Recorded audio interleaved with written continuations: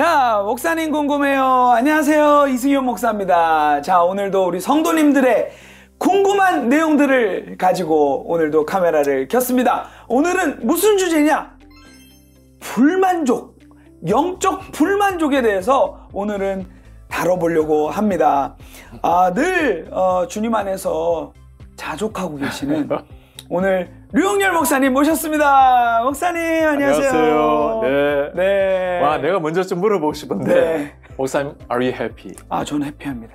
Are you sure? 네, 진짜 행복합니다. 목사님 이렇게 진짜 좋은 교회에서 사역할 수 있는 것이 또 좋은 우리 목사님 만나서 곁에서 배울 수 있다는 것이 얼마나 큰 기쁨인지 모릅니다.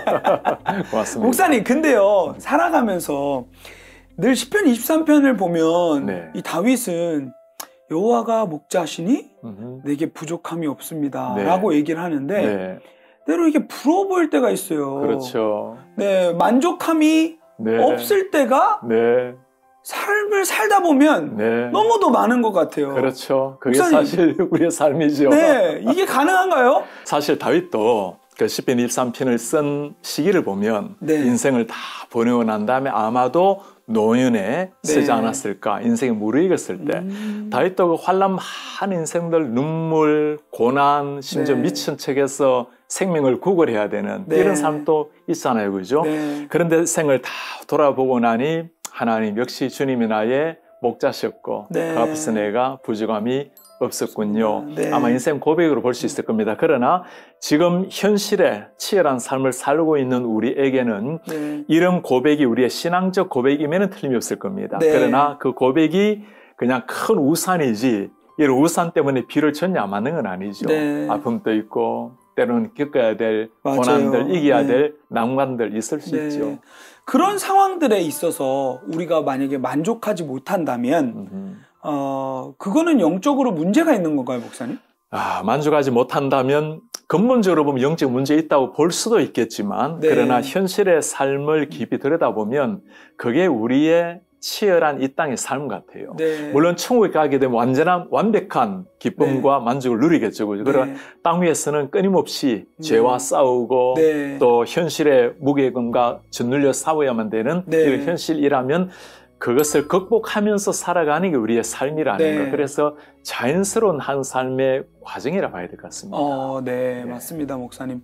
그러면은 이 불만족이라는 이 주제 안에서 이렇게 들여다보면 불만족의 이유가 여러 가지가 될 것 같아요. 뭐 사람 때문에 불만족을 할 수 있고, 뭐 어떤 환경, 상황과 환경, 뭐 주변을 통하여서 불만족이 이루어질 수 있는데 그 근본적인 이유는 제가 볼 땐 똑같을 것 같아요, 목사님.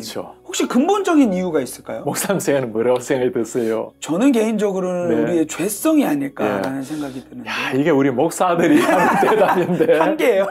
맞아, 우리 한계예요. 그런데 사실 그게 어쩌면 성경이 우리한테 가장 명확하게 말해주는 이유고.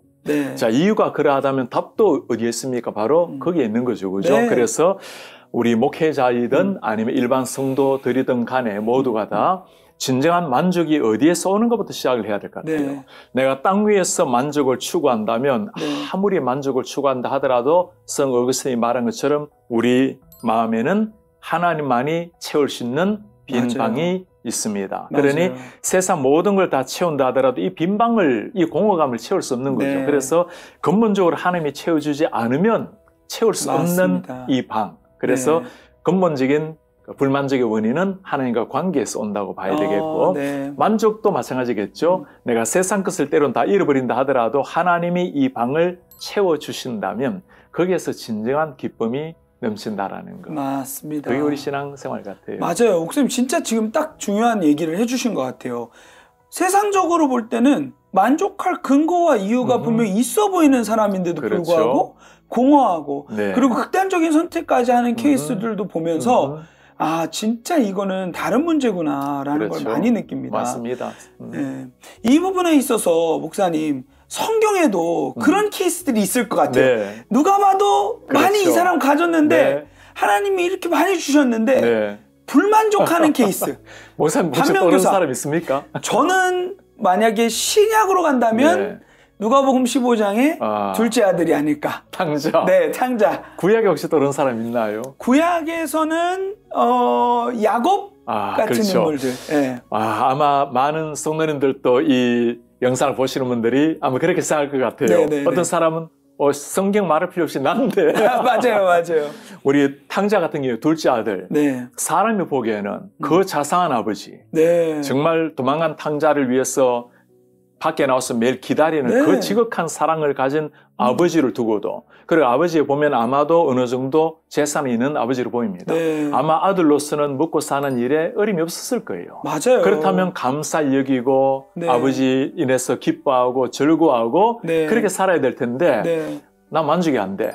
맞아요. 아버지 빨리 나의 유산을 달라고. 맞아요. 나의 만족을 위해서 세상으로 달려가서 허랑방탕했다 나오잖아요. 자기 스스로는 생각 안 했을 겁니다. 내 만족을 채우리라고 막 달려들었을 텐데 그 결과가 뭐예요? 이게 아닌가 이게.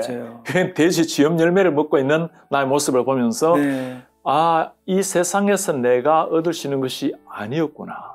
아버지 집에는 풍족한데 아버지께로 돌아오는 모습. 돌아와서는 진짜 회복이 되었죠. 그죠? 야곱도 정말 야곱 같은 사람이 있을까 싶어. 아니 그 믿음의 거장 아브라함, 이삭의 아들로서 그래 살면 되잖아요. 맞아요. 그런데 어찌하든지 형의 장자권을 내가 빼앗아야만 하리라. 그래야 행복하리라. 행복했나요? 빼앗자마자 어디 갔나요? 도망가는 겁니다. 삼촌 집에 가서 거기에서도 어떻게 살아서 완전히 무슨 종처럼 부림을 받고 속임을 당하고 그리고 엄청난 재물을 모아서 20년 만에 떠나오죠. 좋은 아내들 4명, 자녀들 많이 두고 얼마나 거부가 되게 하셨잖아. 그러나 그 야복강 앞에서 너무나 초라한 모습으로 앉아있는 그 야곱을 보면 그리고 난 다음에 또 어디 갑니까? 세겜에 머물러 앉아있어.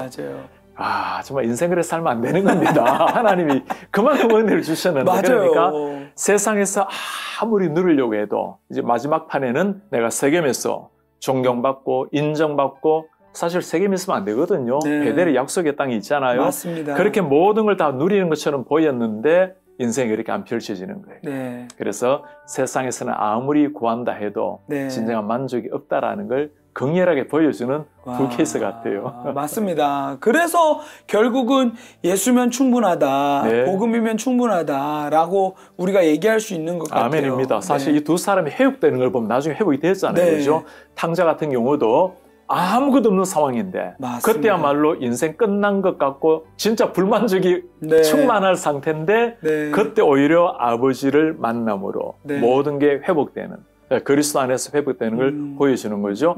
야곱이 어떻게 회복됩니까? 야곱이 창세기 35장에 보면 일어나라. 이제는 베델로 올라가라.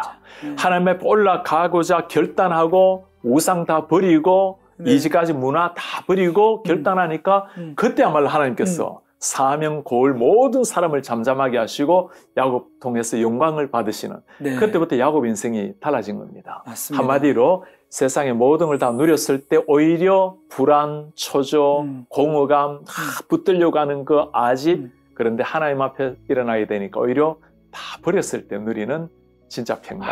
예수님이 답 확실합니다. 맞습니다, 목사님. 성경에는 혹시 이 예수님만으로 복음만으로 만족했던 사람이 있나요?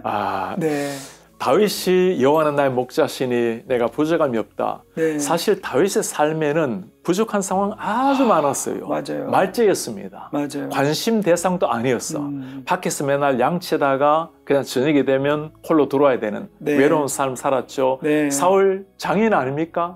장인이 그를 죽이려고 얼마나 뛰어다녔어. 배신당하고 절대로 만족할 만한 상이 아니죠. 그리고 사망의 엄청난 골짜기를 다닐지라도 얼마나 많이 다녔겠어요. 그런데 그 다윗이 하나님을 정말 만나게 되었을 때 여호와께서는 말의 힘이 세다고 사람의 다리가 힘이 있다고 기뻐하는 것이 아니고 하나님을 경외하는 사람을 기뻐하신다. 왕의 자리 때문이 아니고 하나님 앞에 무릎을 꿇었을 때 그때 하나님 주시는 충만한 그 감격. 그 다윗을 보고 하나님 뭐라 말합니까? 내 마음에 딱 합한 사람이다. 왕 때문이 아니었어요. 무너졌지만 하나님을 바라보았을 때 나타나는 일이었죠. 바울은 더한 것 같아요. 바울이 젊을 때 예를 들어 예수님을 안 믿을 때 그의 삶이 어땠나요? 진짜 와죠. 모든 걸 다 누렸어. 네, 네. 사람을 잡아서 살리기도 죽이기도 할 수 있는 권세, 네. 권력을 가졌고 네. 또 좋은 직책에 있었으니 얼마나 사람에게 맞아요. 존경도 받았고 네. 거기에다가 종교적으로 완벽한 사람이었어요. 율법법이 흠이 안 없는. 야, 이런 사람 요즘 이름 뭐라고 그러지 이런 거? 엄친아 네, 엄친아 뭐, 뿐이겠습니까? 네, 맞아요. 모든 사람의 추앙의 모델이 될 네. 만한 사람이었는데 그런데 바울이 예수 믿고 난 다음 인생 어떻게 바뀌었죠? 내가 배고픔, 네. 추위, 강도 위험, 매맞음. 매도 얼마나 많이 맞았나요? 죽을 정도로 맞고 죽은 줄 알고 버렸죠. 진짜 쉽지 않죠, 그죠? 그리고 마지막에 어디 들어갑니까? 와, 심지어 네. 감옥에까지 네. 들어가는데 거기서 하는 말이 뭐예요? 기뻐하라. 내가 다시 말하니 기뻐하라. 이게 어디서 오는 거예요? 진짜 하나님을 만났을 때 하나님 안에서 누리는 충만한 기쁨. 디모데 전후서는 죽기 전에 감옥에서 쓴 글 아닙니까? 네. 내가 이제 주님을 만날 날이 가까이 오는데도 불구하고 빌립보서 감옥에서 쓴 글 아닙니까? 네. 기뻐하라. 다시 말하노니 항상 기뻐하라. 네. 그래서 우리가 하나님 안에서 누리는 그 기쁨이 무엇인지 네. 이게 세상과 나누려 가면 이거 누리기 어려워요. 맞습니다. 세상을 다 버리고 나면 내리고 나면 인생 끝나는 것처럼 여긴 사람이 있어요. 네. 그때 진짜 인생이 시작이 되는 겁니다. 와, 정말 절망에서 희망으로 네. 옮겨질 네. 수 있다는 것을 오늘도 목사님을 통해서 확인하는 것 같습니다. 근데 목사님, 더 깊이 들어가면 이런 경우들도 네. 있을 것 같아요. 이 사람은 누가 봐도 불만족할 수밖에 없는 상황이에요. 그렇죠. 헤어나올 수 없을 정도로 네. 좀 기대를 해봐도 또 좌절하고 네. 이런 경우들이 있을 것 같아요. 그렇죠. 근데 그런 사람 목사님 극복될 수 있을까요? 와, 일단 답은 어떨까요? 극복할 수 있다고 봐야 되겠죠, 그렇죠? 네. 이런 말은 우리 성도님들 이런 아픔을 겪고 있는 사람들에게는 어쩌면 굉장히 냉혹하게 들려올 수 있고 네. 먼 이야기처럼 들려올 수도 있을 것 같아요. 네. 그런데 우리 하나님께서는 우리가 아픔의 눈물을 무시하고 그렇게 살면 안 돼. 신앙으로 이겨야지. 그럴 뿐이 아닙니다. 네.